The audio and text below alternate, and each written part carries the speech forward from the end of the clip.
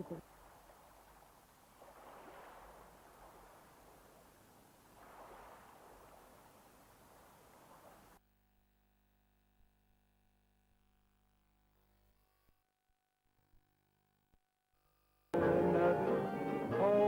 cold war with you.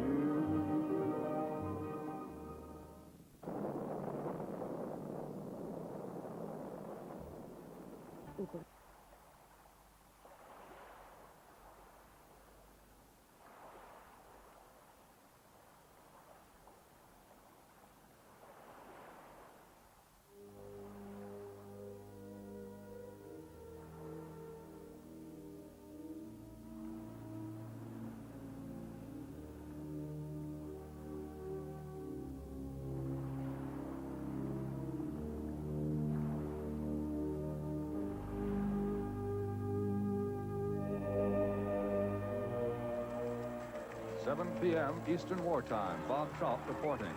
The Japanese have accepted our terms fully. That's the word we've just received from the White House in Washington. This, ladies and gentlemen, is the end of the Second World War.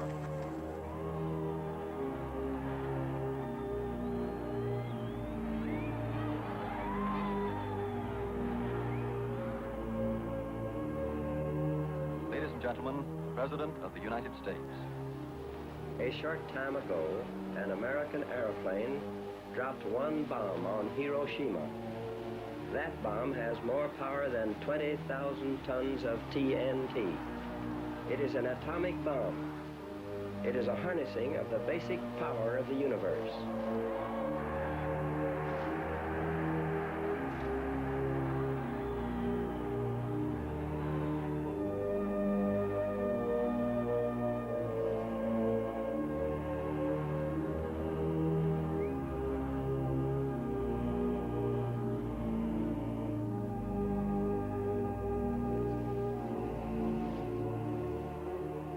Having found the atomic bomb, we have used it. It is an awful responsibility which has come to us. We thank God that it has come to us instead of to our enemy. And we pray that he may guide us to use it in his ways and for his purposes.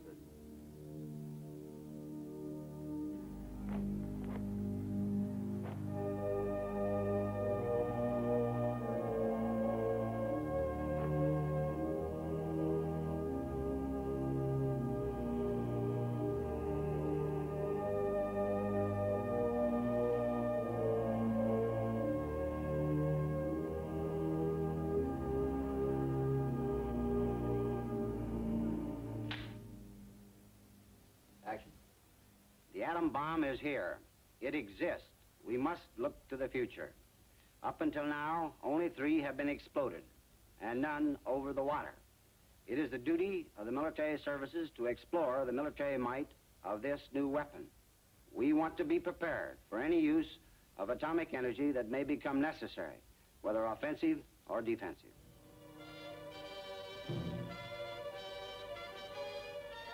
Out of Washington comes the story of Operation Crossroads. The Special Committee on Atomic Energy checks final plans for the forthcoming atom bomb tests at sea, in which 100 warships will be used. Vice Admiral Blandy tells the committee, the site of the test will be Bikini Atoll in the Marshall Group. Bikini is situated in the Marshall Islands. It's between 160 and 170 degrees east longitude. The lagoon is 27 miles long, that is from east to west, and a little more than half of that north to south.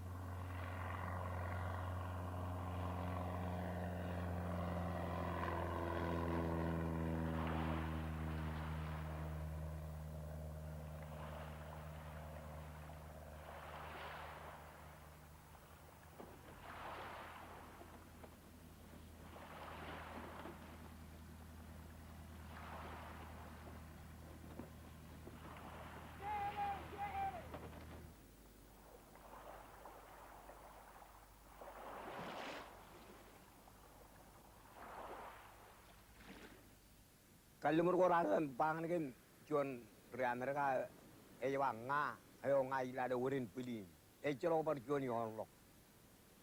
Yang aku macam orang jadi mina wipa, mina orang colo cuan pam na yo dai. Mai kenal orang.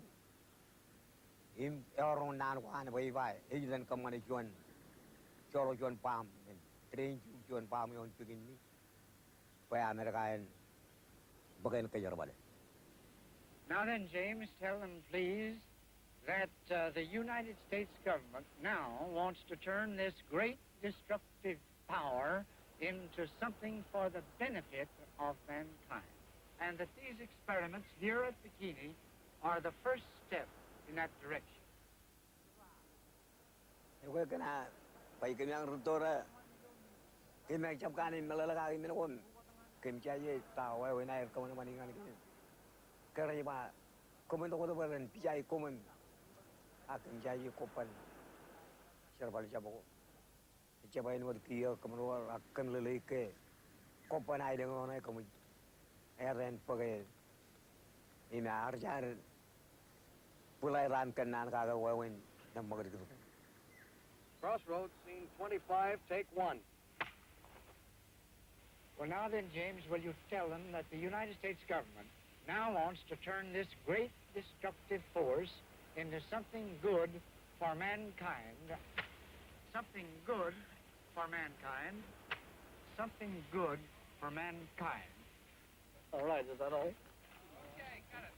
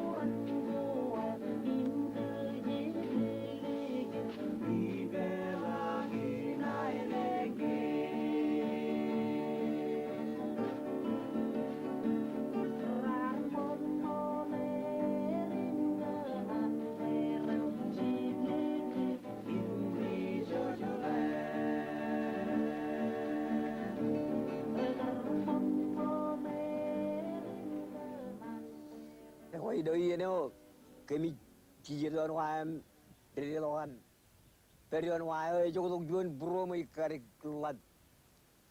Kami lagi rene lau, bila ada bium. Sebenarnya orang tidak ini wahai itu lawan betul-betul ini tak wajan wahai orang. Kami dukun ini melau ini bro mereka lah bikin kami cuma mengai jen begini kan orang jangan pro menjalan.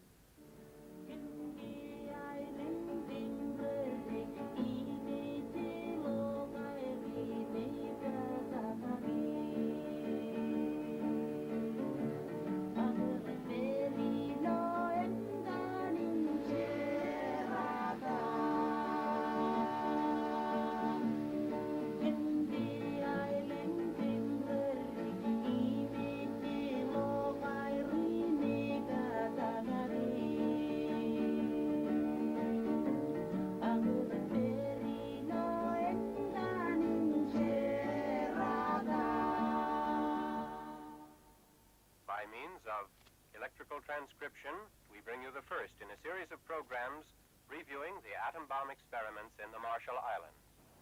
One of the most important and one of the most dramatic elements concerned with the dropping of the bomb is the photographic aspect. How many cameras are going to be used on this operation here?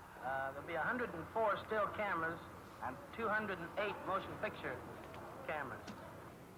Well, some of our statisticians have computed that we're going to make as many pictures in the first several seconds as are made in 11 Hollywood productions. That's a lot of footage. What would it run to in weight? We brought over 18 tons, so we'd have enough.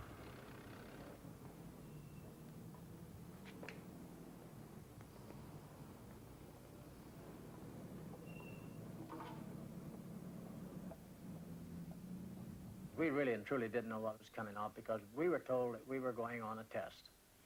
And the test there would be nothing to be concerned with.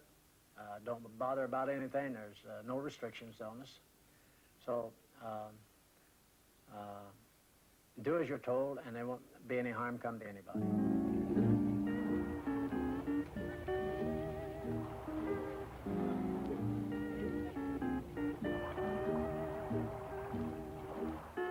Go ahead, Operation Crossroads at Bikini.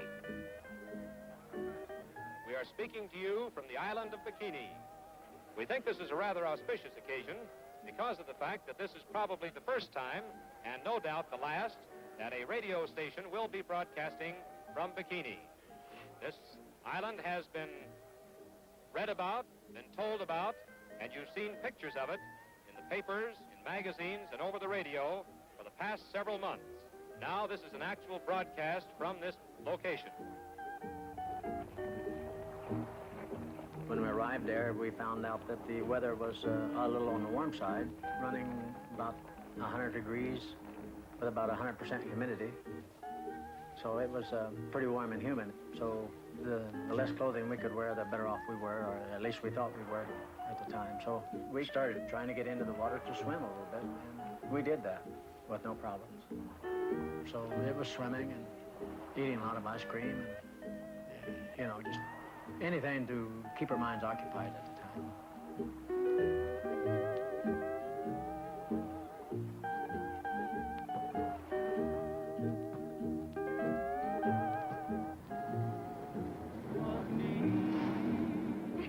Well, I know it's certainly grand to see some femininity out here because, as you said, 42,000 men and 22 women, the competition is quite great. And one dog I see standing right here. And there, beside a blue lagoon, I kissed you. It was in September. The men cut up and act full, as boys would. You were sad, heaven above. You were mad. Everybody was on a sort of a good attitude. I thought we were. I was. We thought it was wonderful the way they were treating us there, and had all the ice cream we could eat, and we had some of this, what you call this 3-2 beer, and trying to cool off with that.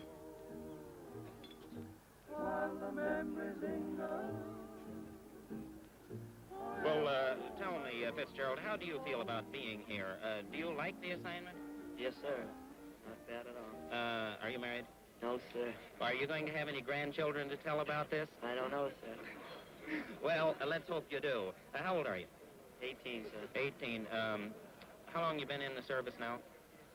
About 4 months, sir. About 4 months. Well, boy, you're starting out on a real one. Well, thank you very much.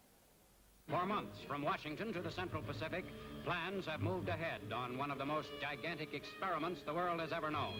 A joint operation this July to determine whether present sea power is obsolete. In secret files, an exhaustive schedule of planning and consultation is perfected as public interest in the vast operation mounts.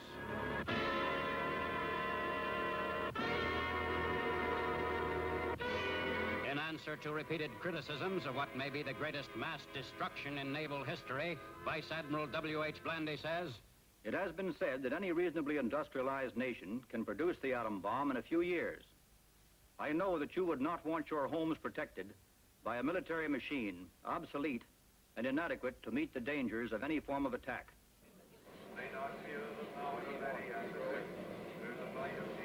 Crossroads, USS Panama, Mexican UN observer, singing at church service.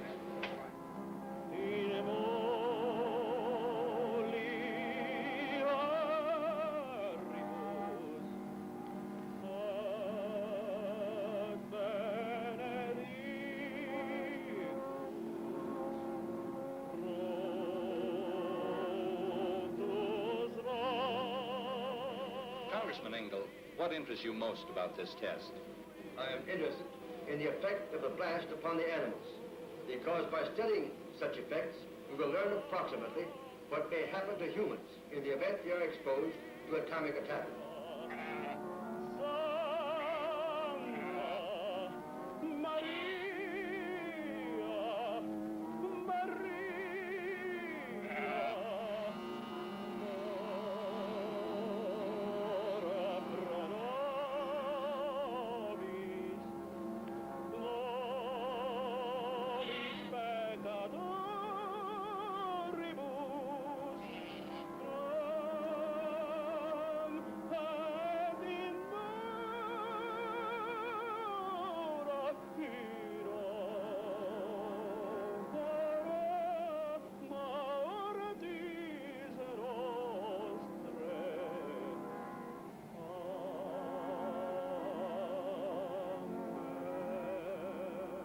We were told that do as you're ordered and nothing will become of it and nothing will happen to you.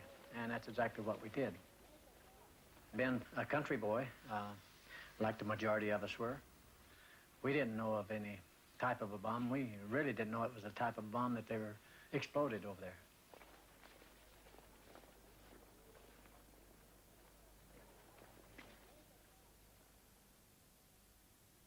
We scientists who released this immense power have overwhelming responsibility to bring realization to America that mankind's destiny is being decided today, now, this moment. We ask your help in this fateful moment as sign that we scientists do not stand alone.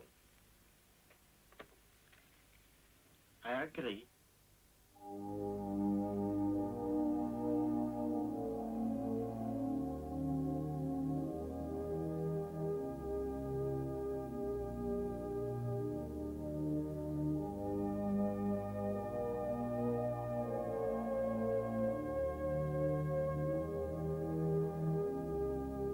For late reports on the atom bomb test at Bikini, stay tuned to your mutual station. We take you now to New York. This Security Council chamber is packed as it's never been before to listen to this historic declaration as the government of the United States is about to present its plan for the world control of atomic energy. And now we give you Mr. Bernard Baruch, the American delegate to the United Nations Commission on Atomic Energy. My fellow members of the United Nations Atomic Energy Commission and my fellow citizens of the world, we are here to make a choice between the quick and the dead.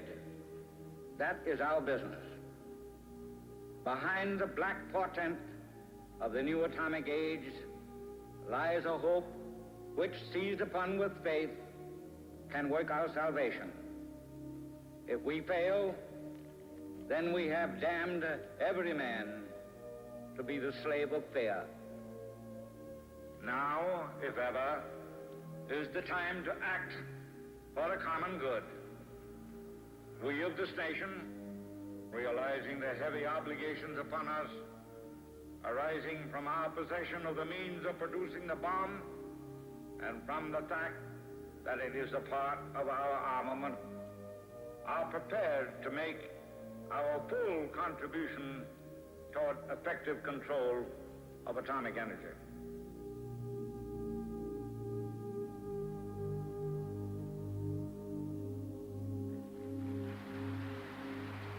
План Баруха и по существу, и по форме не отвечает интересам Объединенных Наций. Существует и другой план в отношении атомной бомбы, предложенный Советским Союзом. В основе этого плана лежит совсем другая установка. Мы, советские люди, не связываем своих расчетов на будущее с использованием атомной бомбы. Mr. Molotov's speech indicated distrust and misunderstanding of the motives of the United States and of other members of the United Nations.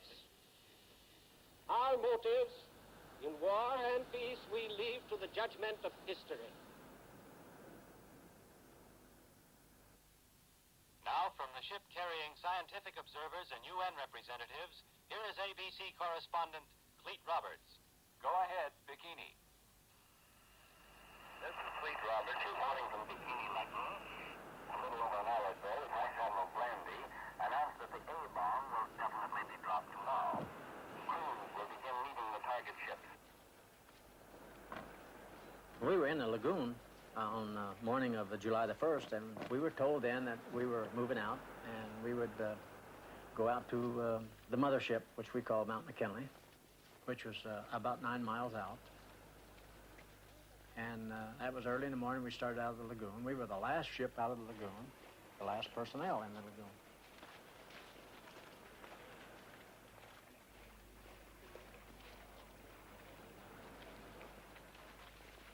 So we wasn't afraid of anything because we knew at the time, or felt at the time, why we were well protected. We had nothing to be afraid of.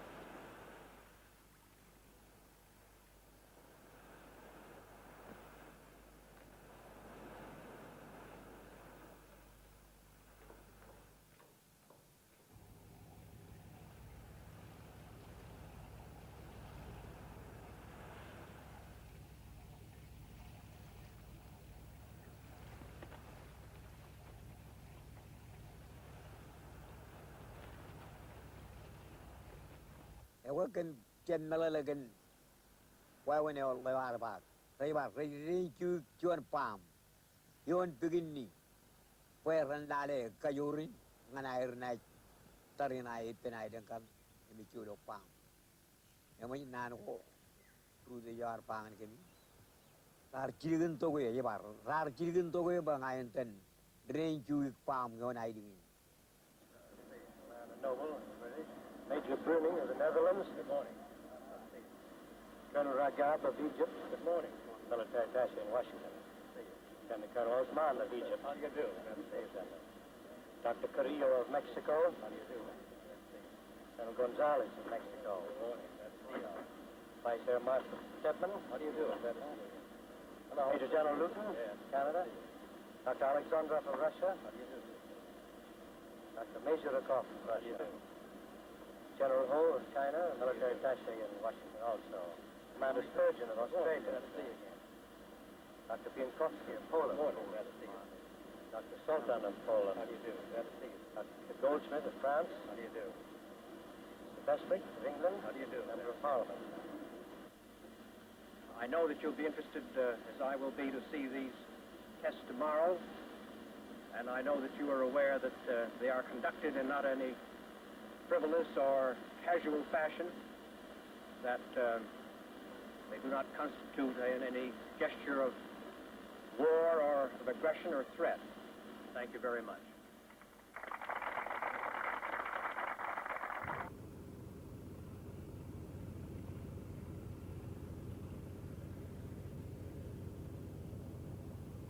Hello, ABC. This is Lee Van Atter reporting from Air Force Atomic Headquarters at Kwajalein.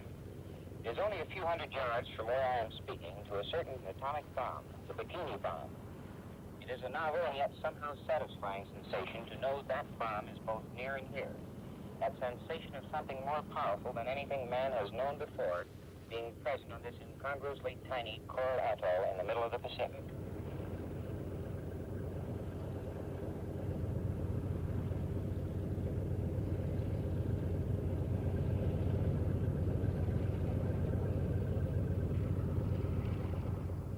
Experiment provides experience. Experience fortifies theory. Knowledge is power. The way is clear. The challenge strong. The duty inescapable. We must have the facts. Common sense calls for the facts. Now. Anxiously waiting for this is Mrs. Carolyn Swankett, mother of Major Woodrow Swankett, pilot of Dave's Dream, the B-29 which will drop the Bikini bomb.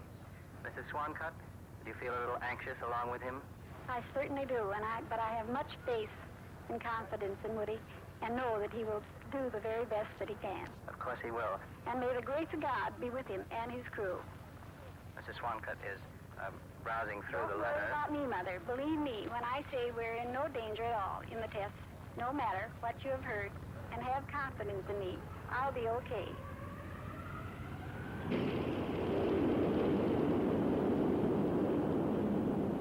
Ladies and gentlemen, today is Able Day, the day that the fourth atomic bomb ever dropped in history is scheduled to explode over a ghost fleet in Bikini Lagoon. In just a few moments, the superfortress carrying that bomb will take off from Kwajalein to begin a 4-hour flight to H-hour. For an eyewitness report of this historic event, we take you now to Kwajalein. This is W.W. Chaplin on a hangar roof overlooking the atom bomb plane runway on Kwajalein Island. The time has come to send the atom bomb by air to Bikini, to burst in cosmic fury over an anchored guinea pig sea of American, Japanese, and German naval vessels. The most explosive experiment in history is about to begin.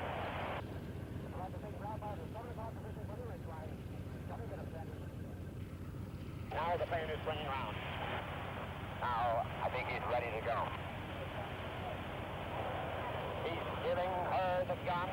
The atom bomb plane, Dave's Dream, is starting down the runway. 50 miles an hour, I should say. Now 60. On its way. Probably 80 miles now. Probably up to 100. 120, and this is just about where he starts up in the air. He's up. The plane is airborne. The atom bomb is in the air on its way to Bikini for the greatest experiment, the most explosive experiment in history.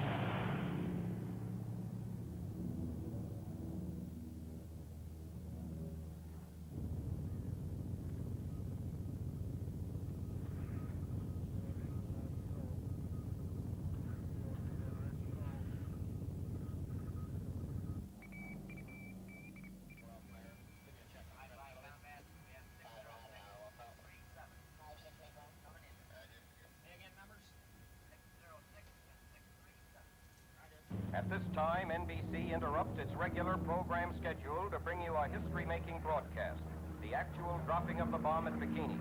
In a matter of minutes now, an Army superfortress will drop that bomb on target ships in Bikini Lagoon. There are those who predict it may be the last such test, if nations now can agree to outlaw the bomb. The United Nations Atomic Energy Commission now is analyzing that problem, and the world waits to see whether there can be a compromise between our own plan for controlling atomic energy and that of Soviet Russia.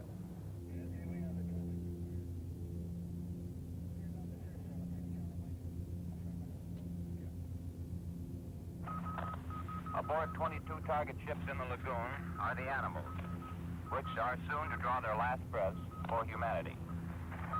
The result of what happens to war-making equipment will undoubtedly determine the course of military might for generations to come. It is now 30 seconds to zero time. Put on goggles or turn away.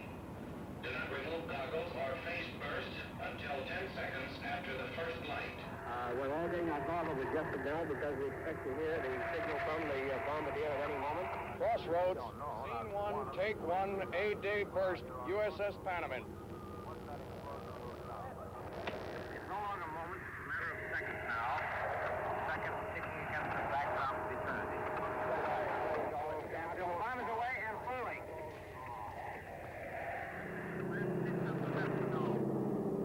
At that time, they started the countdown. And we wasn't really sure because they said it would be a big bomb, and it would show off a lot of heat, and we would feel a shock wave. Be prepared for that. And they told us that be sure to cover our eyes when they count down to zero. 12, 11, 10, 9, all green, 7, 6, 5, 4, 3, 2, 1, 0.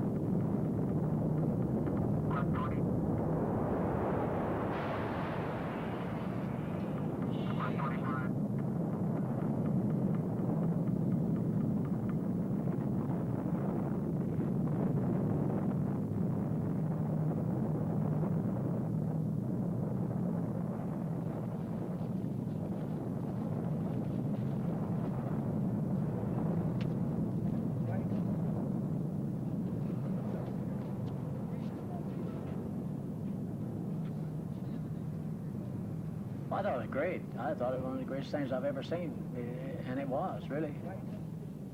Being from the country, of course, I would have never had a chance to see anything like that in my lifetime. Sitting back there, seeing this huge fire rolling up into the skies, it was something that was unbelievable. And anything that everybody there was saying was, ah, look at there, you know.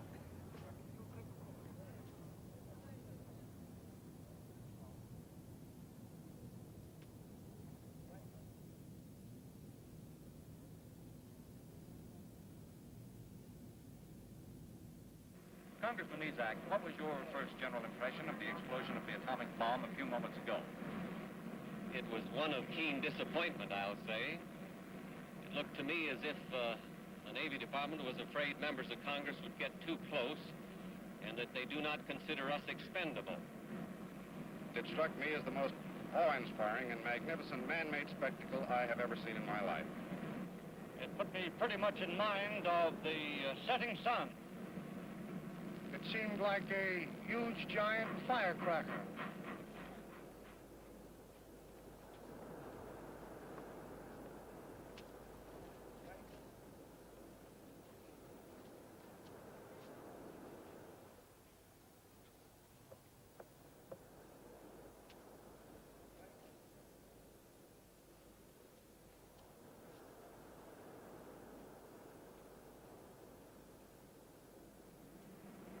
To go from Bikini Atoll back to Brooklyn, what do you think they were doing in Brooklyn at the time the atom bomb exploded? Well, if the Dodgers were playing today, I'm pretty sure they were out to see the bums.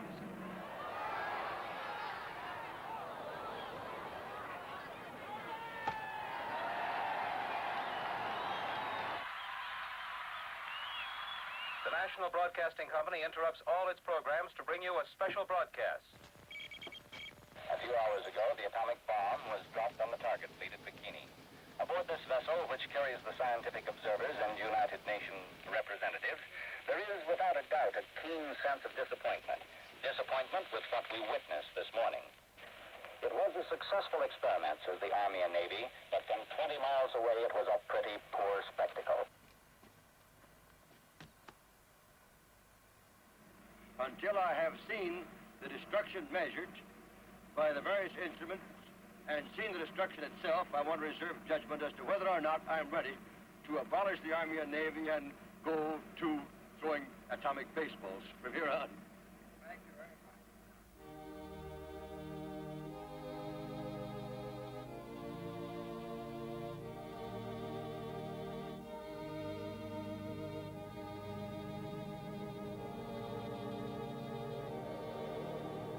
And we got our orders to go to ground zero. And when we went to ground zero, steaming in past the target ships, we saw various sights that went on because some of the target ships were burned real bad. Some of them had holes in them.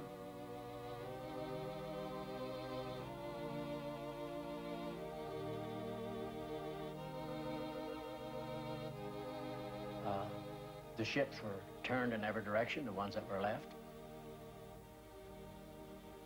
All the paint was removed from them. The gun barrels were twisted. The structures were twisted.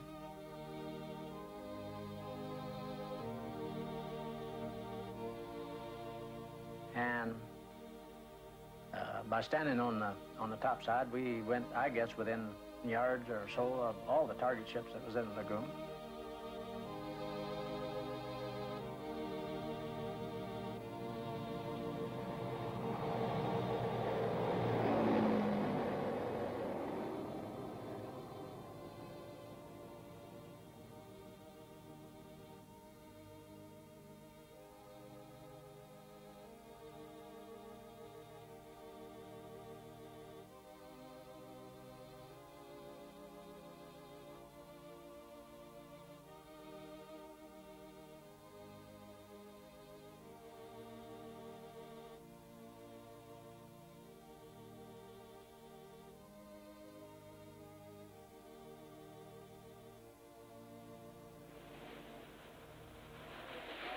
Many of the officers aboard the flagship here are very optimistic now that the first able operation has gone off successfully and almost exactly on time, they're very optimistic about the Baker test.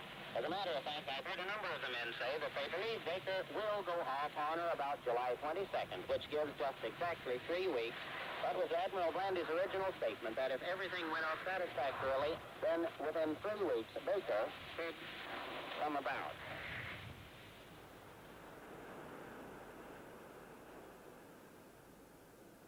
During this whole time, from July the 1st through the 24th, there really wasn't too much restrictions again. So we, by being so hot, we slept on top deck, slept any place we could find.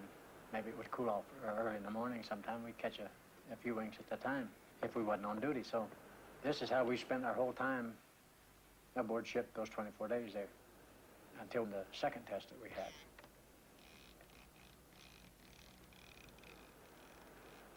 I don't recall during the whole time I was there that any words or long radioactivity have been spoken of to us. The crew members I'm talking about. They may have used the word radioactive up in the higher class, up in the officers, and so I wasn't an officer, so I was an enlisted man, so we were never told about any radioactive exposure or anything that way. In fact, we didn't really know what the word was.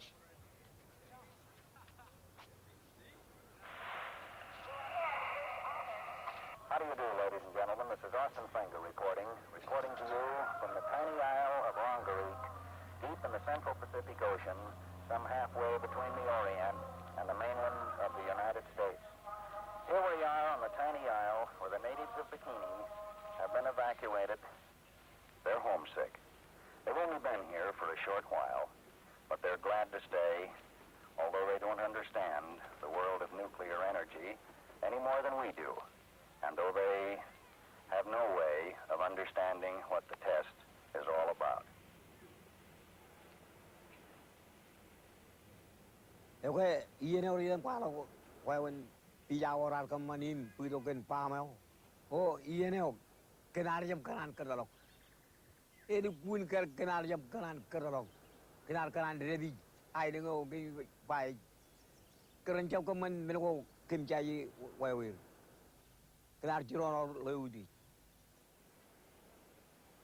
Rongerik itself lies some 200 miles almost due north of the main island of Kwajalein. Out here in the peaceful Pacific, where the natives sit in their courtesy and in their friendliness, with their smiles and with their happiness, they aren't sure exactly what the atom bomb means, but at least they admit it.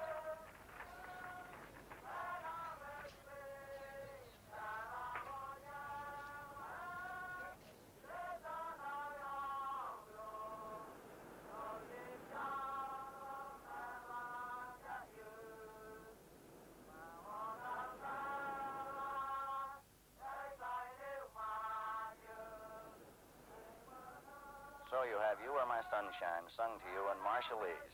Perhaps the top tune of the week, you might say, out here on the tiny isle of Rongerik.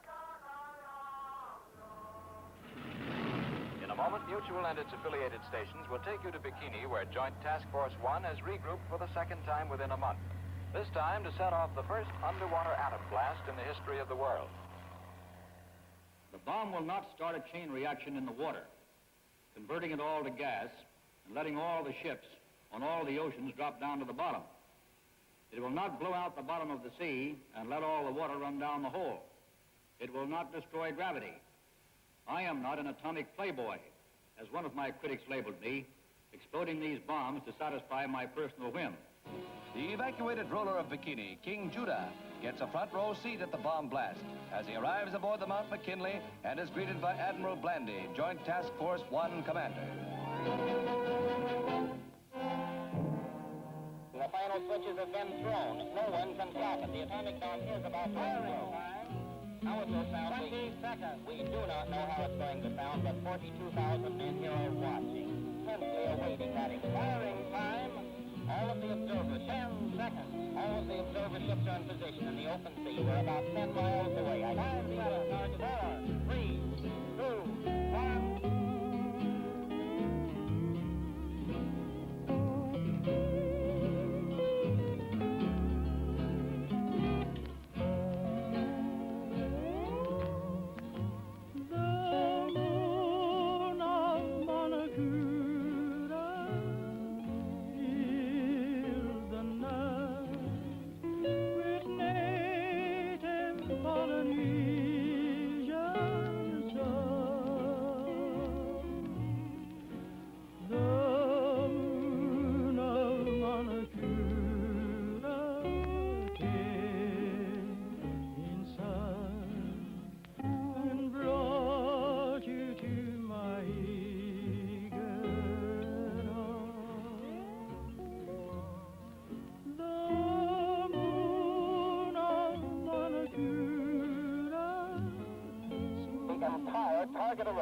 exception of 1, 2, 3, 4, 5 vessels, is completely obliterated by the spray and the mist. Now everything is turned white.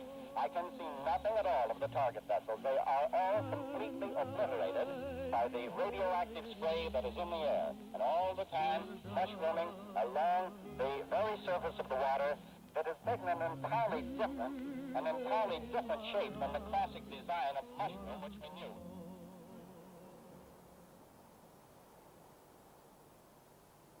Sitting out there, apparently we were caught in what they call the downwind of this, and a lot of debris from fallout fell on top of the Sumner.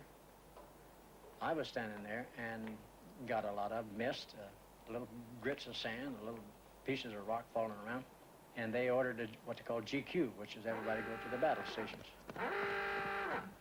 We went down, and I had picked up a little rock on the way that fell down, and I picked up a little rock and put it in my pocket. Didn't keep it very long, I guess I just threw it away. But well, again, within 10 hours after this test Baker, we were at ground zero. Scene 36, take 5. Doctor, what are we doing to protect our men at Bikini from possible harm? In contrast to the Japanese, none of our men will enter the area until it is considered radiologically safe.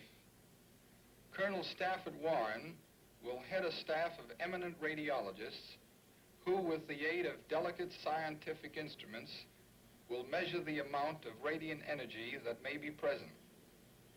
We are taking every precaution to be certain that no man is injured in any way as a result of this experiment.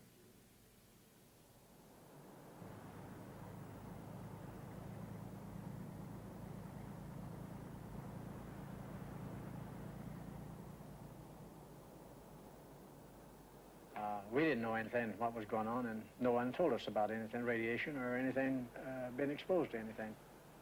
And we were really unconcerned about that because we were, had gone aboard in the target ships, and we thought that was one of the greatest things that there was on board there.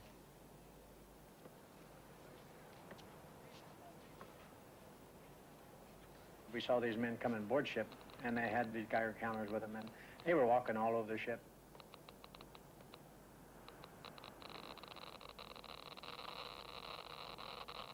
They had regular shoes on, but they had cloth pulled up over their shoes there that they were walking around with.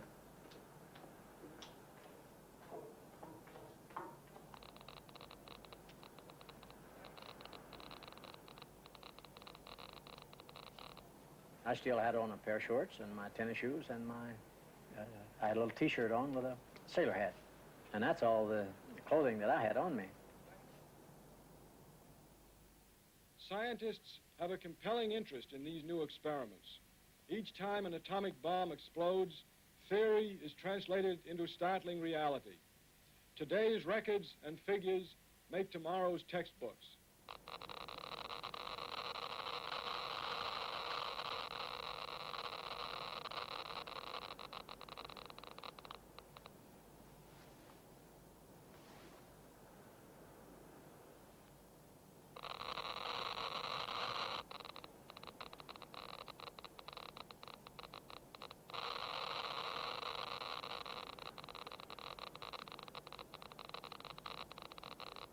We went swimming in the water. A lot of dead fish around, but we went swimming in the water. This water was also used for pulling through water from the Bay Lagoon there into the condensers of the ship to make our own drinking water. We used the water to wash our clothes with.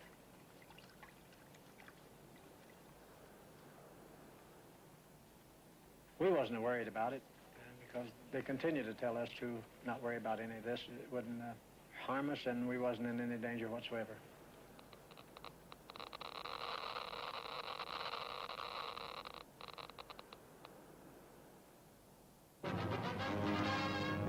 Back to Washington comes Vice Admiral William H.P. Blandy. The man who directed the 2 atom bomb tests in Bikini Atoll is here to report. In his first statement to the press, the Admiral sounds a somewhat ominous note.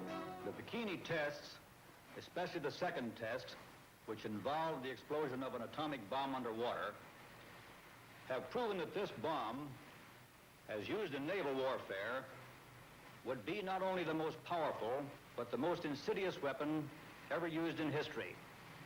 I sincerely trust that a plan which is at the same time practical and acceptable to all nations can be devised to outlaw it.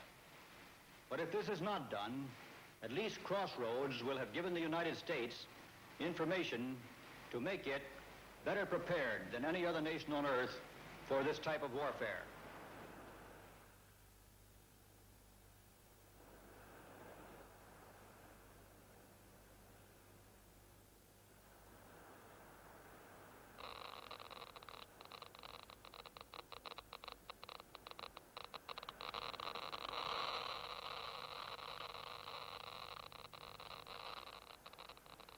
Natives of the Marshall Islands have promised that they shall never use an atomic bomb against any enemy. They have further expressed their willingness and desire to join any world organization to outlaw the use of the atomic bomb in possible future warfare. These are a simple, honest, religious people, peace-loving and not too wise in the ways of our civilized world.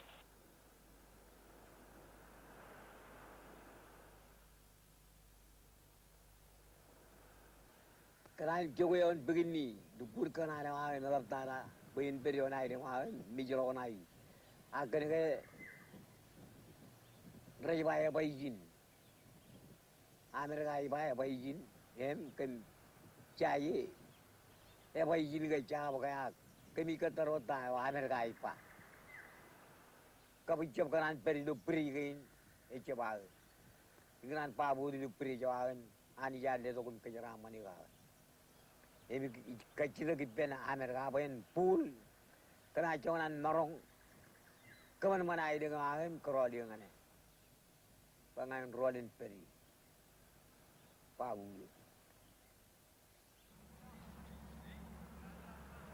While we were on the way back to Pearl Harbor, why I was mostly taking bed rest at the time. And when I got to Pearl Harbor, they had then transferred me to the hospital there, where many tests were performed on me. The summoner left and went on another tour, and of course I remained in the hospital. In 1947, well, they gave me a medical discharge and sent me home.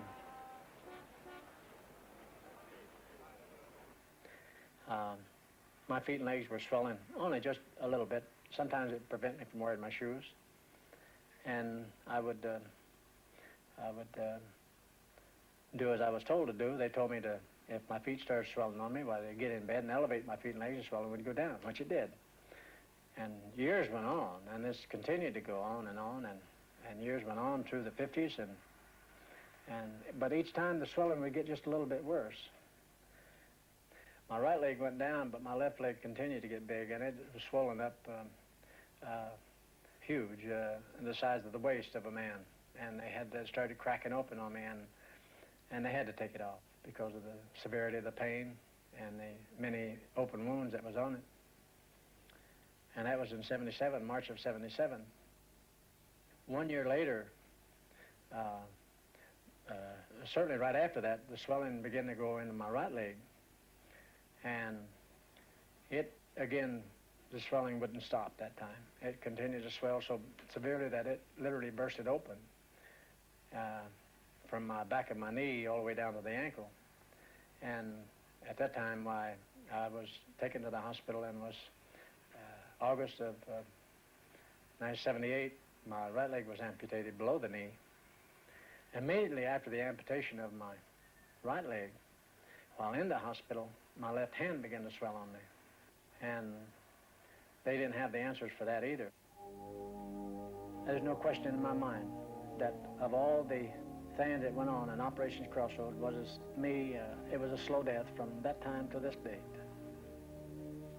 Not only me, but there's other thousands of men out there that maybe even worse off than I am. There's so many thousands of those men that are dead now, and they don't really know what caused their death.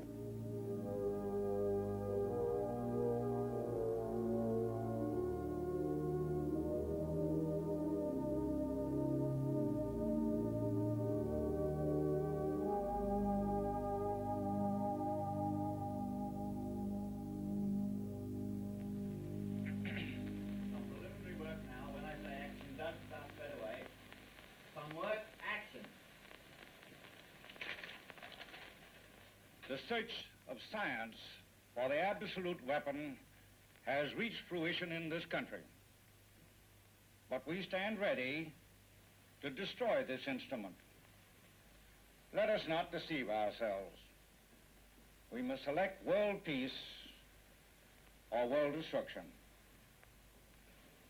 Cut.